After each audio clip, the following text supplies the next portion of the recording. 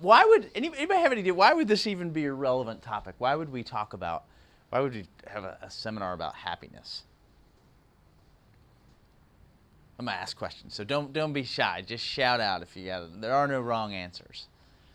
Anybody have? It's just important to be happy in life. You can't go through every day with just being mad.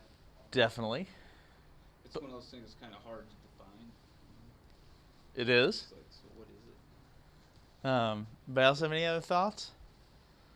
What is happiness? Kind of weird.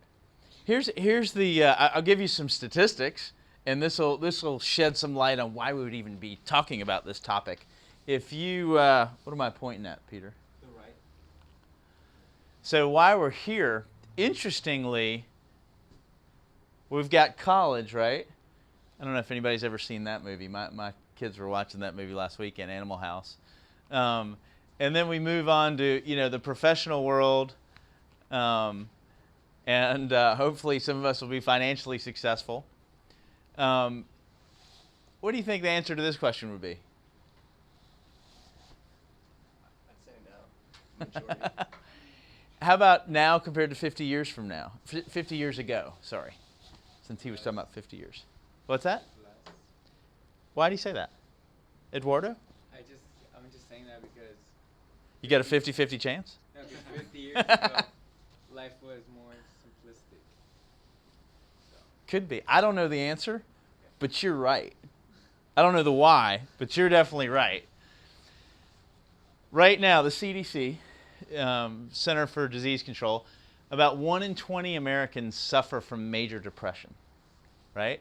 1 in 10 report that they are currently depressed, right?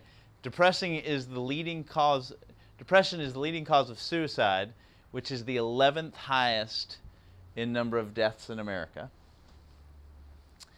People born after 1945, and this is where you're correct, Eduardo. People born after 1945 are 3 times more likely to experience depression than people beforehand. So I thought it was a pretty relevant topic to talk about, this whole concept of happiness, right? Now I have been blessed, like Peter said. This is my 26th year of working with young people, and pretty much I've had conversations with students over the last 25 years that have loosely all centered around the same topic, right? And it's kind of what Tom alluded to with Peter is the topic is, what do you want to do with your life, right? And what do you guys think? What would be, if we make a top 10 list? I bet you guys could guess them all. What kind of things would you guess that I would hear from students about what they want to do with their lives? Travel. I've definitely heard a lot of travel. What else?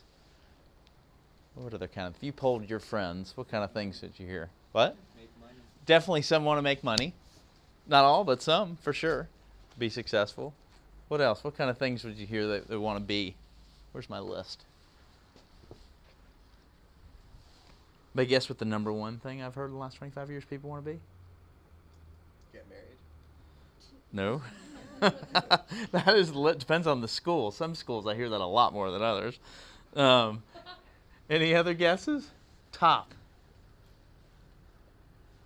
Rich? No. The top thing I've heard, believe it or not, is to be an ESPN sportscaster. That is the top thing. But I've definitely heard a lot of people want to be rich. I mean, I've heard people want to be doctors, lawyers, entrepreneurs. I've heard a lot of people say they want to go into nonprofit work. Some people that say they want to be able to just make a difference in the world, do something where they impact humanity. Successful CEOs. Some people that just want to be a mom or dad, if anybody's in that boat. Politicians, salespeople, be respected. Anyway, I jotted some notes down so I don't miss anything. But basically, over the last 25 years, what I've realized is when you kind of assimilate all the stuff that people say, they tell me they want to do with their life, it really kind of boils down to the same thing, or people's image of what the same thing is, which really what people are saying is, I want to be this person because I believe that will make me happy, right? That will lead to happiness. Would you guys kind of agree that's kind of why you think along the lines of what you want to do, because that's what make you happy?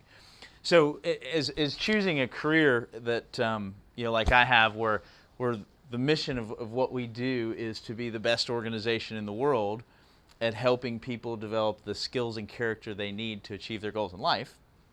I figured I should do some research on this whole happiness concept, right?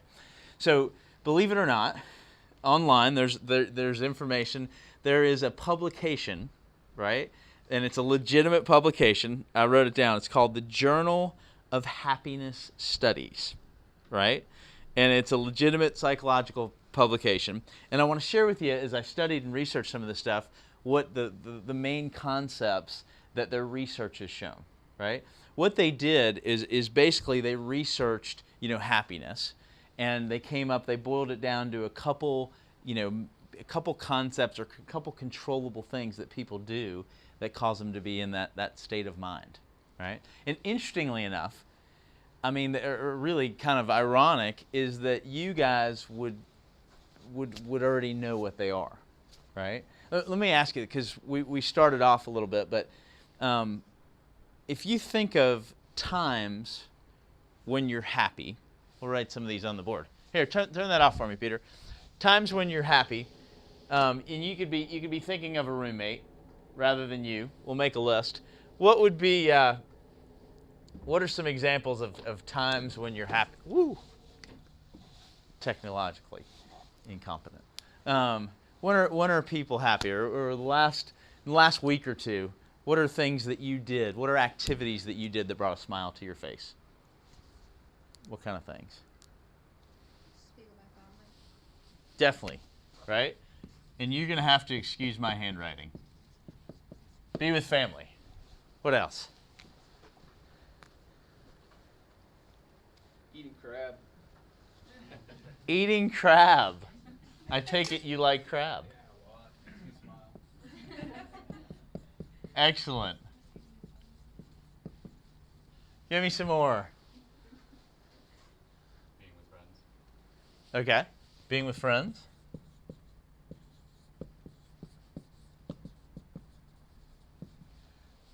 My handwriting's going to get worse and worse. What else? Nature. Nature, like the beach, going to the beach, the park. Okay. Good. Laying down in bed after one of these. Ah!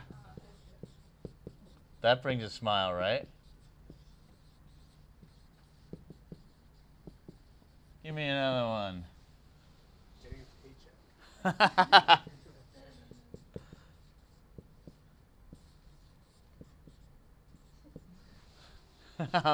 Getting paid. Well, that's not really paid money. Whatever. What's another one somebody can think of?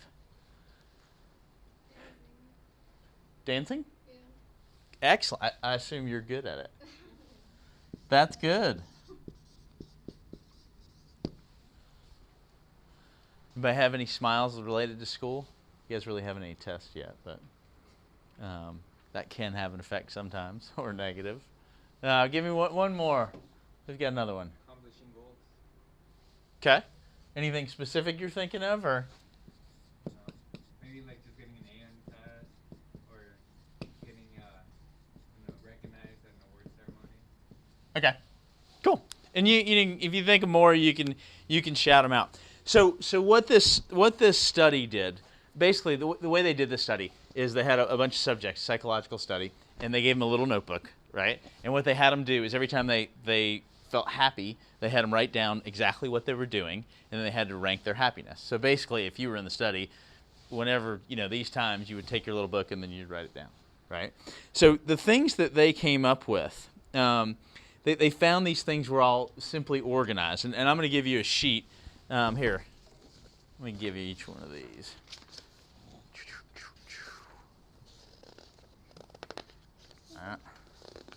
Here, I got enough. So you can pass some of those around. And here, Adam. And if you want, you can write down. You should write down, Liz, you were happiest when you were listening. All right. So here's the three things that they found that people are happy. And you don't have to write this stuff down. If you don't want to, you can just mentally write it down. But the three factors. One is autonomy, right? So that would be under factor, I would write autonomy. And then under that is a concept called connectedness. And then under that would be developing competency. So the first one is autonomy, and then the second one is connectedness, and then the third one is developing competency. Right? All right, now let's take these one at a time. Autonomy. That is definitely a fancy word, right? Who could tell me what autonomy means? Just for yourself. Something has to do with yourself. Something that has to do with yourself? You control it. Yes. You control. Anybody else got a good definition for autonomy? Being independent and control. Totally, right? Being independent and control. I mean, it's basically it's a fancy word for saying that nobody can make you do anything. You get to choose whatever you want to do, right? So if you look up here, nobody really said they were happiest when they had to take the garbage out, right? Or nobody said when somebody was looking over your shoulder. I would imagine that, whether it's eating crab or going to the beach or laying, those are all things that you choose to do, right? So think about life.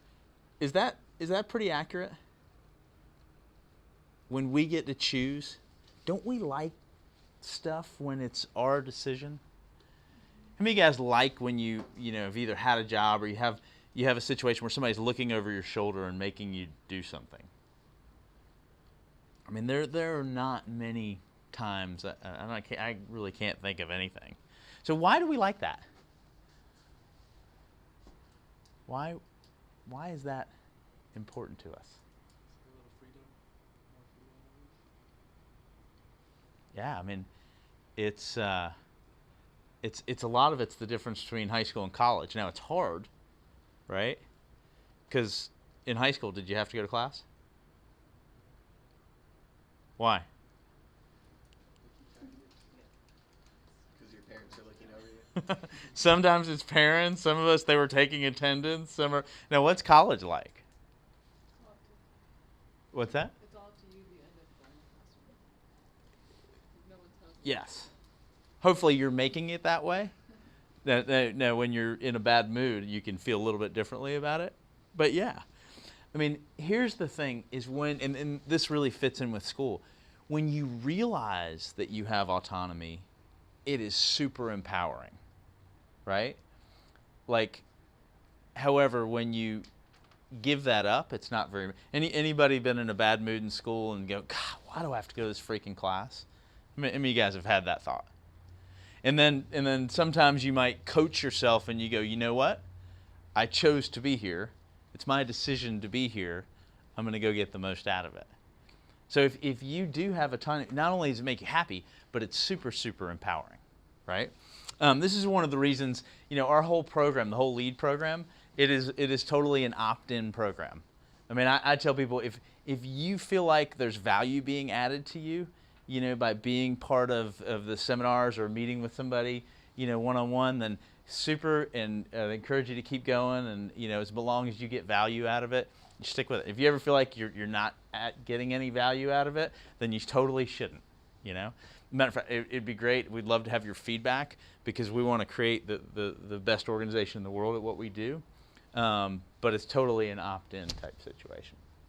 Now, what the study found is really simple, and this is where if you see the short-term and long-term, those are different columns, right? So you've got a short-term column and a long-term column. What the study found is in the short term, autonomy always creates happiness. So I would put a plus there, if that makes sense. It always makes us happy, right? Now, in the long term, I would put plus or minus. It can create happiness or unhappiness. And I don't want to talk a ton about the long term right now, but does anybody have any idea why autonomy could create long term unhappiness? Maybe after a while, like you feel almost lonely in a sense. If you're just completely independent, like with nobody around you. Okay, that's deep. That's further than I was going, but it could be. What about on a real practical level? Well, if you're independent, you're in control, kind of. Like, there's a lot of weight on your shoulders. Constantly make sure you're doing the right thing and keep up with what you have to do, because nobody's telling you what to do. You got to do it yourself. Even simpler. Can you imagine a situation where if you get to choose what makes you happy in the short term? That could have. You're shaking your. What are you thinking? Thinking if you have a choice to, like, if the short-term goal makes you happy, but what if the long-term goal changes and it has a negative effect on your short-term goal?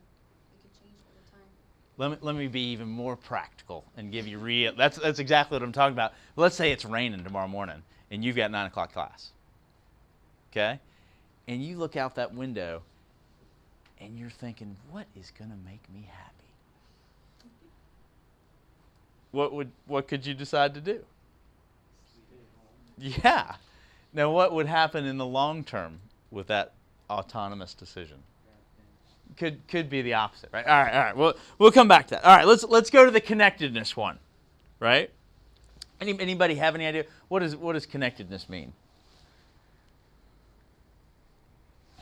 Where would that come from?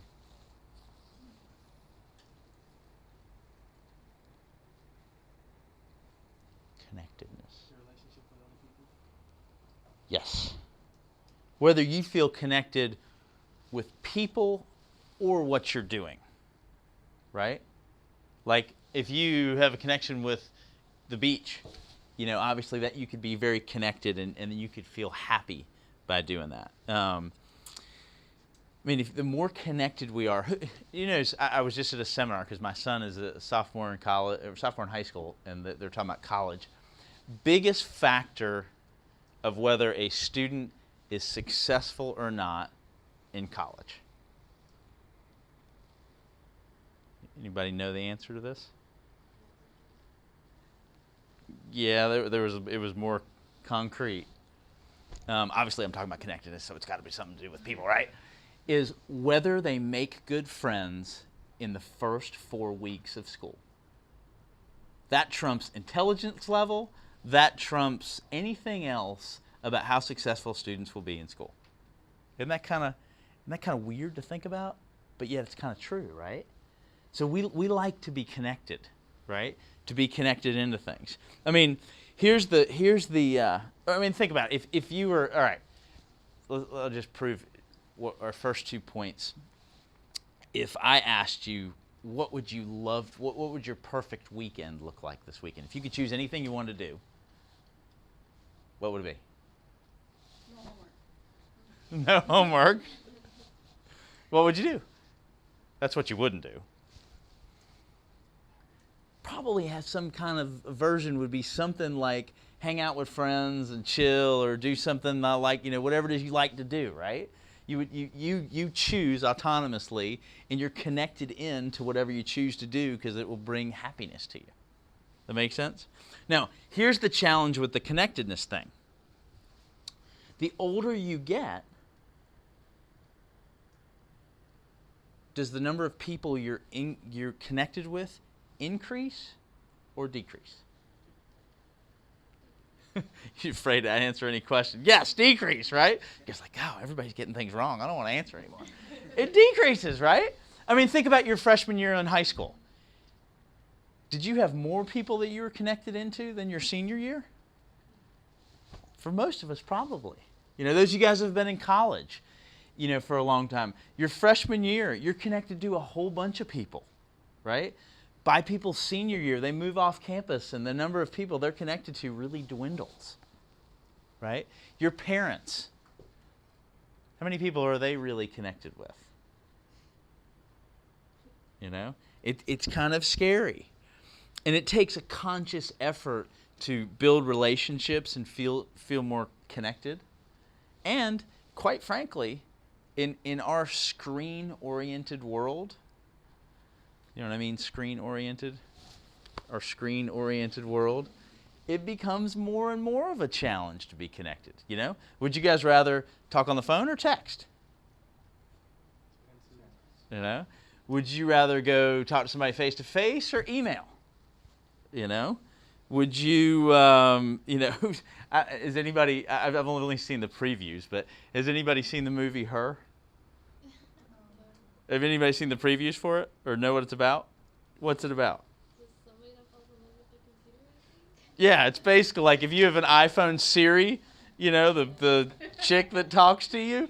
I mean, it is a love story that this guy falls in love with the virtual assistant. I mean, it looks pathetic, but I mean, the fact that that's even a movie is kind of crazy, right?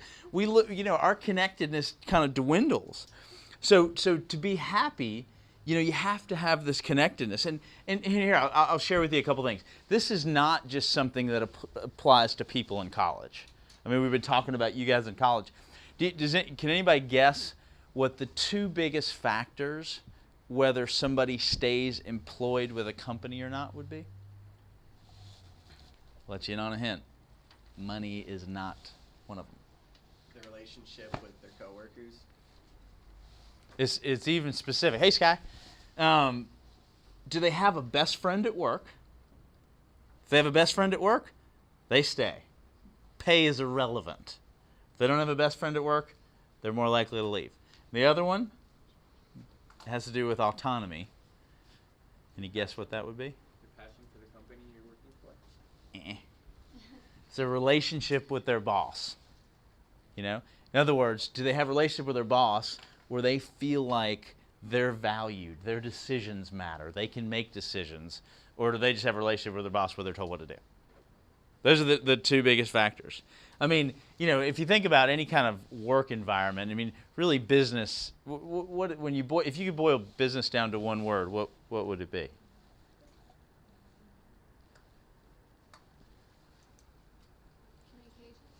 Communication or relationships. I mean, that's what it all is, you know? And here's a couple things you can look up later on if you want to that kind of prove all the stuff I'm talking about. I mean, one, there's a company called SAS, a computer software company, if anybody's ever heard of this. They do computer software and IT. They are continually ranked highest in their industry in spite of the fact that their pay is 20 to 25% lower across the board than anybody else in the industry. But they're always ranked one of the best companies to work for because they value their employees. They have suggestion boxes that they actually read, and people's, you know, opinions are heard. They, you know, promote connectedness where they do a lot of things with family and daycare and gyms and all that kind of stuff. I mean, another company, Edward Jones. Anybody ever heard of Edward Jones? Edward Jones is a financial services company. They sell, you know, stockbrokers, stocks, bonds, mutual funds, and that kind of stuff. The way, did anybody know how Edward Jones teaches people to get started? It's very interesting. What they do, they have great training, but they teach people to go knock on doors for the first 12 months to introduce themselves to clients, right, and potential clients. And it is routinely the highest rated, you know, investment company in the industry. One, everybody gets to run their own office, so there's tremendous autonomy. But through going and knocking on doors and meeting people face to face, they feel totally connected into a community that they become a part of, and they are able to help and serve a lot of different families and people that would not have the opportunity to have an investment planner or a financial planner otherwise. I think that's kind of cool. I mean, here's a company some of you guys heard of from history class. Anybody ever heard of Standard Oil? Who knows? What do you know about it? Just Rockefeller. Yes, exactly. John D. Rockefeller's company, right? Standard. Rockefeller in his time was the wealthiest person in the world, right? They had their company had a policy that unless every board member was unanimously in favor of a decision, they wouldn't act on it, right? So Standard Oil was in the U.S. and they were looking to expand to Europe, right? And they delayed the expansion to Europe because there was one guy that didn't feel comfortable with it was on the board. They delayed 3 years. They say it cost them, tens of millions of dollars because they waited for everybody to get on board, right? But could you imagine what would it feel like to work for a company where they weren't going to do something you didn't agree with, even if everybody else wanted to do it? Would you feel empowered? Autonomously, would you feel like you mattered? Would you feel connected into the other people? Absolutely. And the last example, and from a professional world, you guys can all relate to this. How many of you guys have had a great teacher or a great coach? By growing up, right? Now, teachers and coaches, underpaid, overpaid? I mean, wouldn't we agree all? Especially the good ones, they have skills, right? They could go do something else and probably make a whole lot more money. So why do they stay in the role they're in? Why do they continue on as a teacher or coach? Feel like they're doing a tremendous thing. They're probably really connected into the people they have an opportunity to make a difference with. They figure it's up to them how much of a difference they make in people's lives. You guys with me on this stuff? All right. So the last one. Let's go down to the last. Well, and here's the last thing about connectedness. I'll tell you. And some of you guys have heard this, but how many of you guys have heard that you will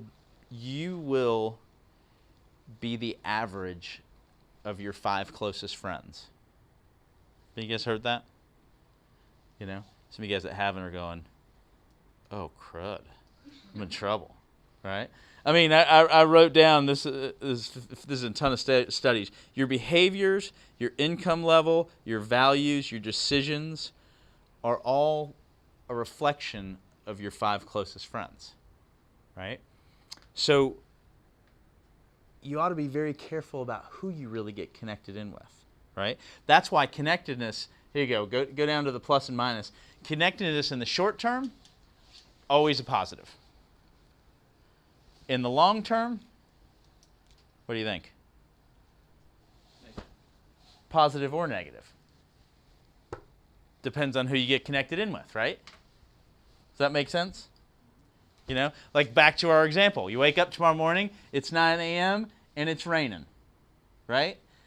And you're autonomously going, ooh, it's my decision. What do I want to do? So you look to your roommate who you're connected in with, tightly connected in with, right?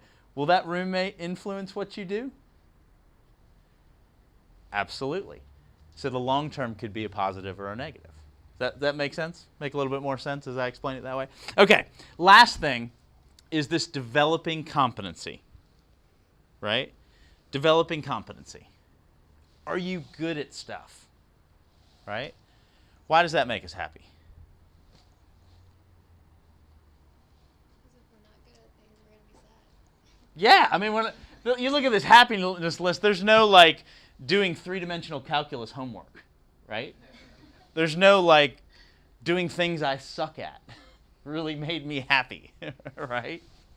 Now, here's the challenge is some of us are naturally gifted at stuff, but even if we're naturally gifted at stuff, don't we eventually run into a situation where our natural ability kind of gives out and we have to choose whether to bail? Like some of us, anybody change a major because of that?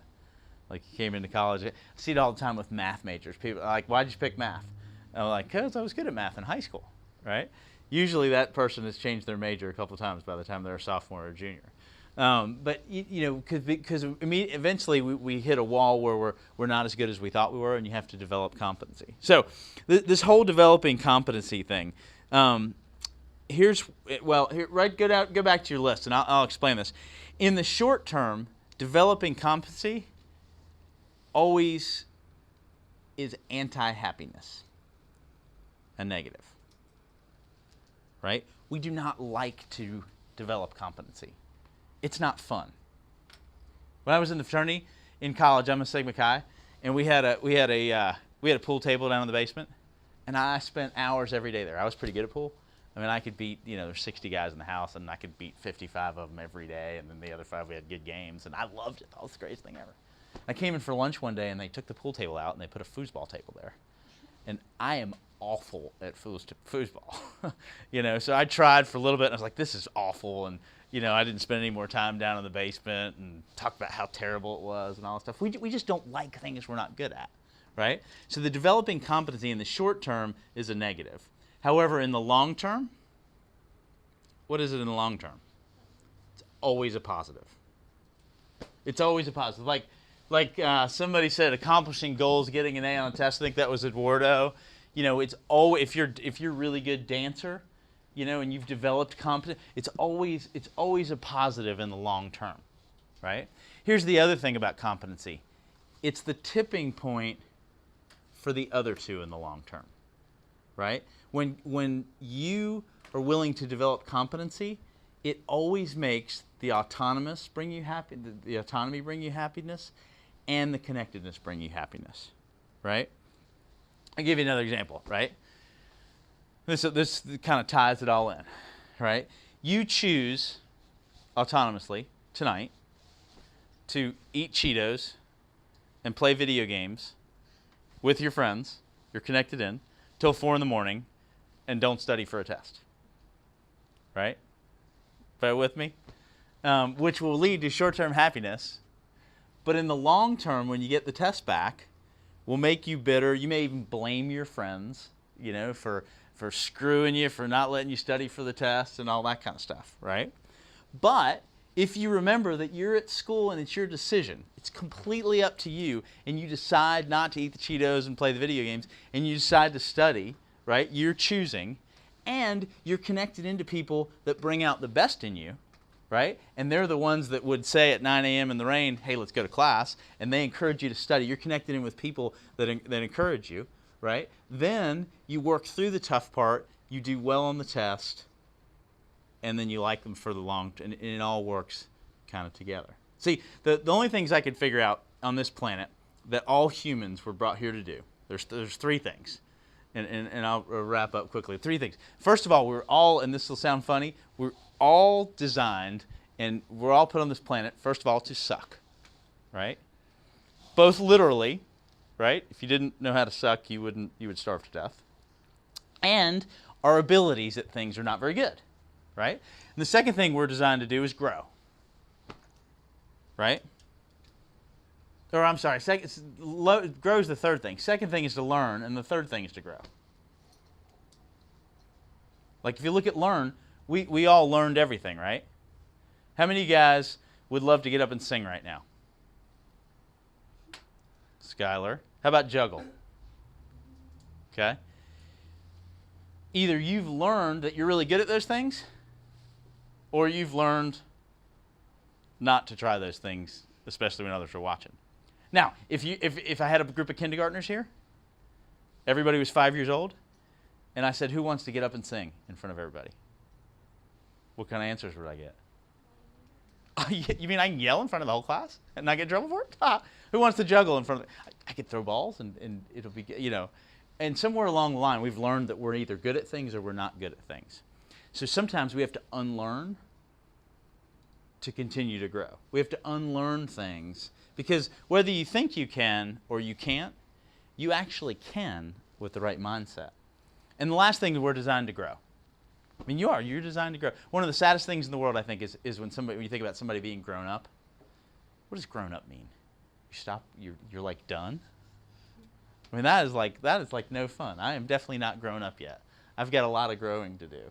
And it's fun. And if you embrace that process, then you will continue to grow and develop as a person. And it's fun to be here with you guys. I mean, like I said earlier, LEAD, we have a mission to be the best organization in the world at helping people develop the skills and character they need to achieve their goals in life. And we have a goal to have 100 people be part of LEAD this year at SDSU. And then what's cool is we have a mission to have 500 next year. And a lot of the people that go through LEAD and develop and grow in one semester can be a LEAD coach the next semester. And then it's super powerful because the teacher always learns twice as much as the student. And if you can teach others, it puts that right kind of positive pressure on yourself to grow and develop. So I know I babbled too long. I'm gonna turn it back over to Pete.